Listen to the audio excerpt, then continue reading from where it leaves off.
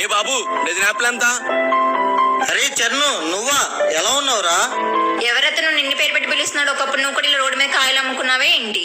చీ, నేను కాయలు అమ్ముకోవడం ఏంటి? ఒకప్పుడు నా క్లాస్ ఫ్రెండ్ చదువుకోరంటే గోళ దూకి జాంకాయలు దొంగతనం చేసేవాడు. ఇప్పుడు చూసావా చివరికి రోడ్డు మీద కాయలు అమ్ముకుంటున్నాడు. అలా మాట్లాడుతున్నావేంట్రా చరణు? కాయలు అమ్ముకోవడం తప్పేం కాదు కదా. నేనేం దొంగతనం చేయట్లేదుగా. అరే దొంగతనాలు చేసుకున్నా బాగుపోయాడు అనుకుంటా, కానీ కాయలు అమ్ముకుంటే వచ్చిద్రా.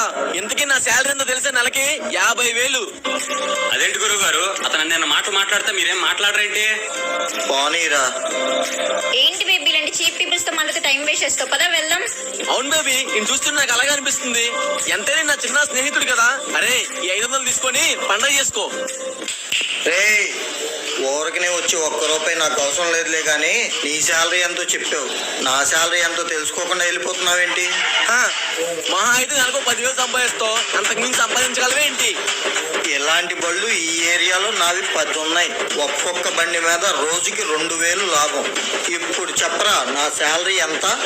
అబ్బో, ఏంటి బేబీ వ్యాపారం టైంలో ఇలాంటి వేస్ట్ గలతో మాట్లాడుతావు? ముందు వాడిని ఇక్కడి నుంచి పంపించు. బాబు ఎవరు నువ్వు? పక్క తప్పుకో. కాయ 20 రండమ్మా రండి.